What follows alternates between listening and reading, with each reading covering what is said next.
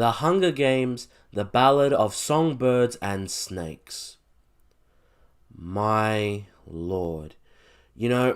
I was so happy with the last movie I saw, Thanksgiving. It was such a fun and inventive movie, and it had a fun mystery at its core. But then this movie comes in, and it's a giant reality check. This movie sucks. Is it as bad as the Marvels? No, it's not. I think this movie is technically better. You can tell they utilized their budget well enough, and the main protagonist was interesting. But this movie just dragged. It was boring at times. But let's get into it, shall we? We open on two children during the war. Which one? I don't know. I'm not a fan, so I couldn't tell you anything. Anyway, the boy gets informed from his grandma that his father is dead, as we cut to years later where our young boy is graduating and is top of his class. His name is Coriolanus Snow, and we know by that last name, well, he's a pivotal character in the Hunger Games universe. However, in order to win the prize money to help his family, he must ensure that his tribute, a young girl named Rachel Zeg, Lucy Gray, is not just the winner, but puts on a good show. As he helps the young girl, they form an attachment and grow to be quite fond of one another. He brings her food, sneaks in poison, and even wipes away her tears with a handkerchief. As the game begins, there's a bunch of kills. Blah, blah, blah. Each one of them fight each other to the death. Blah, blah. And you know how it goes. And she's one of the only survivors of the initial day. One of Coriolanus' friends sneaks into the arena and does some sort of death ritual as he is sent in to bring him out, and in doing so, he kills one of the people in the arena as self-defense. He sees the game master lady to help him heal up so that the nurses don't ask any questions and think of anything suspect. Anyway, the next day, he watches on as he sees contestant being killed, and then he hears that the game master lady says that there will be no victor this year, perhaps. So he goes to see the game master lady, and he rips off his stitches so that he can get healed up by her. And then he goes to the snakes, where we established before that they can pick up scent, and he puts in the handkerchief he wiped Lucy Gray's face with. And sure enough, it works. She wins. However, he is caught for cheating, and he is sent to become a stormtrooper. Or peacekeeper in this universe. He bribes the person sending him to District 2 to take him to District 12, the same one as Lucy, and he meets up with that friend he saved from the arena, as they are in the same unit. His friend wants to do good, as Coriolanus has inspired him to do so in the districts. However, Coriolanus just wants to get through his service and make his way back to his family. Anyway, Coriolanus strikes a courtship with Lucy as his friend tries to help a small number of people trying to break out, a woman to go outside the district. He records the conversation with this sort of recording device that allows birds to voice it. They established it earlier, but it was kind of a weird device. I can't really recall how it is used. Oh yeah, and that recording that he made of him and his friend, he sent it to that game lady to get her attention. Coriolanus then finds out that they were hiding in, well, who guessed it, the same bar that they go to, and he goes to confront them. In a panic, he kills one of the people who were gonna rat them out, and it sort of spirals out of control, as all of the conspirators, except for Lucy and Snow, are hung as they play the recording Coriolanus made. Anyway, as Coriolanus and Lucy make their escape to a new land, Coriolanus trips up as he says he has killed 3 people, as Lucy only knows about the 2 and not his friend. He covers it up, saying it was meant that the 3rd person he killed was his previous self, as she grows suspicious of him.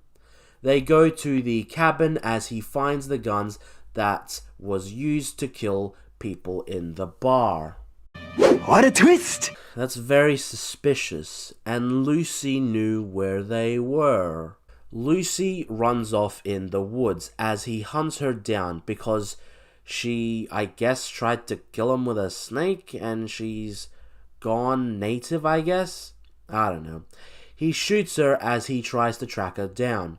She plays a recording of herself singing, and then he goes back to the capital, meets with the game lady as she views him as an asset now. He kills Tyrion Lannister because, I don't know, and we end off with him looking up at a communist-like statue. The end. And nothing of value was lost. Now, there are going to be theories being if Lucy is alive or dead. Personally, I think she's dead, but I only have one definitive answer. I don't care! The movie is a slog and it feels like a chore. The pacing is really odd in this, and I actually like the actor who played Coriolanus Snow. He really seemed like a tragic protagonist. Lucy Gray is fine, I guess. Her southern accent is really annoying, but the other actors mainly overacted in their performance, and they came across as hammy, and it didn't really work. The ending ends off on a whimper note. Like, it's so pathetic.